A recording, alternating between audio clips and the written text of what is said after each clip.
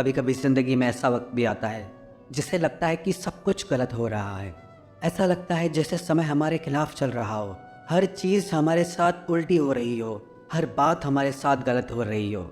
लगता है सारी मुसीबतें हमारे पीछे पड़ गई हों। ऐसा क्यों होता है? जब इंसान के जीवन में कोई दुख की घड़ी आती है, कोई कठिन समय आता है या बुरा वक्त आता है, तो सारी परेशानियां एक साथ आके क्यों खड़ी हो जाती है? ऐसे समय में इंसान को लगता है कि कोई साथ देने वाला नहीं है।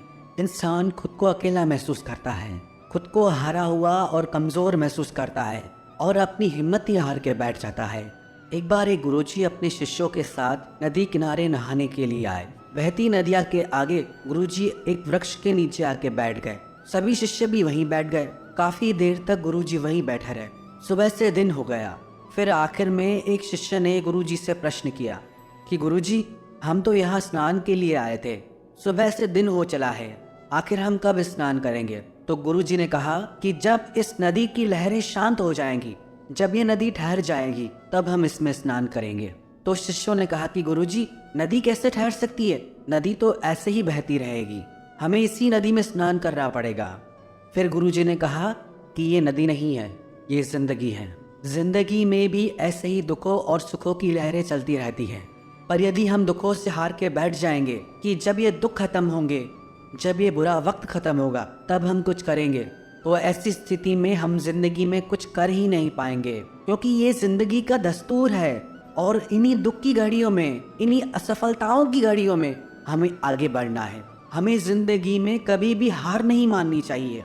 अगर विफलता की बात करें तो थॉमस एडिसन लाइट का बल्ब बनाने से पहले 1000 बार प्रयोग में विफल हुए थे।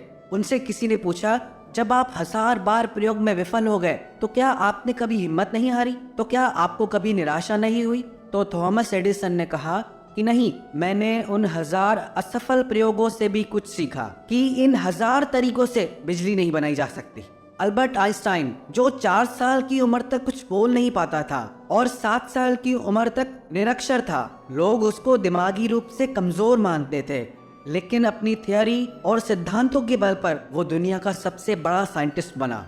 हम भी जिंदगी में बहुत कुछ बड़ा कर सकते हैं, पर हम अपनी असफलताओं से हार जाते हैं, दुखों से डर जाते हैं, इसलिए हम चलना ही छोड़ देते हैं। चाहे जिंदगी में कितना भी कठिन वक्त आए, पर वो कुछ न कुछ सिखा के जरूर जाता है।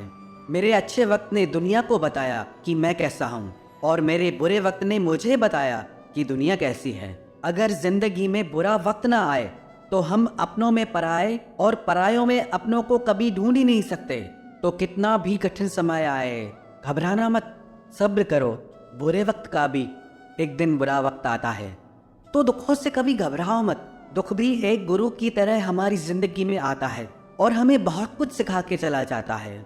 मैं शुक्रगुजार हूँ उन तमाम लोगों का जिन्होंने मेरे बुरे वक्त में मेरा साथ छोड़ दिया, क्योंकि उनकी वजह से ही मुझे पता चला कि मुसीबतों से मैं अकेला ही निपट सकता हूँ। और जिस इंसान ने बुरा वक्त देखा है, कठिन समय देखा है, जो संघर्षों से गुजरा है, वो इंसान दूसरे के दर्द को भी समझ पाता है, दूसरे की तकलीफों को भी समझ पाता है। तो कैसा भी वक्त आए, जिंदगी में कभी हिम्मत मत हारना। हर परिस्थिति में आप आगे बढ़ते रहो, क्योंकि जिंदगी आगे बढ़ने का नाम है, रुकने का नहीं।